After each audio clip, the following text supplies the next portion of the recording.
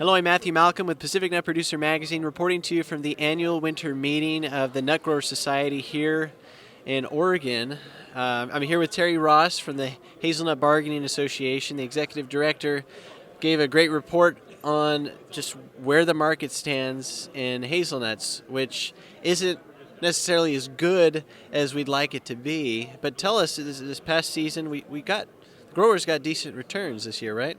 That's correct, yes. The initial minimum prices were up for the in-shell market. Kernel market started out strong, similar to what it was last year. We really had the wind at our back coming into the season. Sales to China were at excellent prices. Kernels were strong. But unfortunately here lately we've hit some headwinds and some logistical issues with China. That's created some issues for us. The Turkish lira has really started to fall apart. When we set the price, it was 8.5 to $1 and it ran up to 17. It's backed off to 13.5. But so a lot of issues with competing other hazelnuts, and then the fact that the other tree nuts like almonds and walnuts are fluctuating up and down in price. That's competing for the confection business, and so it's been a good year for the most part, but we've got some struggles here towards the end, and so we're hopeful that our processors will be able to find a way to navigate that and still get a really good return for our growers. Now, you mentioned turkey. Just to clarify for anybody that may not know, that turkey is the number one as far as volume producer of hazelnuts, right? That's correct. And so anytime the lira fluctuates, that's a big deal. It really does impact us, and there's really not much our industry can do about that, right? That is true. So, here in Oregon, we've got 90,000+ acres planted. Not all bearing, of course, and Turkey has estimates of 1.7 million acres. So they are the 800-pound gorilla in the room.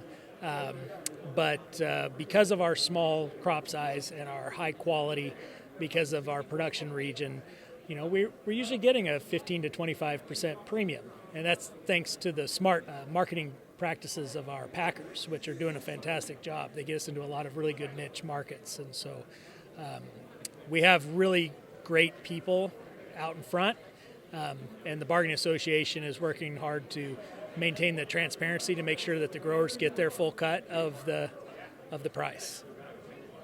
And just to our, especially growers that are considering a bigger investment or a new investment in hazelnuts, which would your message be to them at this point with the way the market is for our Pacific Northwest hazelnut industry? I think the market potential is still really strong. The pandemic has created some differentials in how people behave with their purchasing. So I think early on there was a lot of extra Nutella and things like that being purchased with kids staying home. Now kids are going back to school. So we don't necessarily know whether there's some long-term impacts to demand. Like I said, initially it was a lot of excitement. There's some of that's been cooled off lately with demand for hazelnuts. The good news is the acres that are being planted are highly productive acres. Farmers are getting great yields, even higher than what they probably initially thought they could. And so the industry has a very bright future, and I hope that growers will continue to keep planting and the packers keep up the hard work of getting good prices. Awesome. Well, thank you so much, Terry, and thank you for your hard work and making sure growers get the returns that they deserve and what they can get. Read more about these things in Pacific Nut Producer Magazine. I'm Matthew Malcolm, PacificNutProducer.com.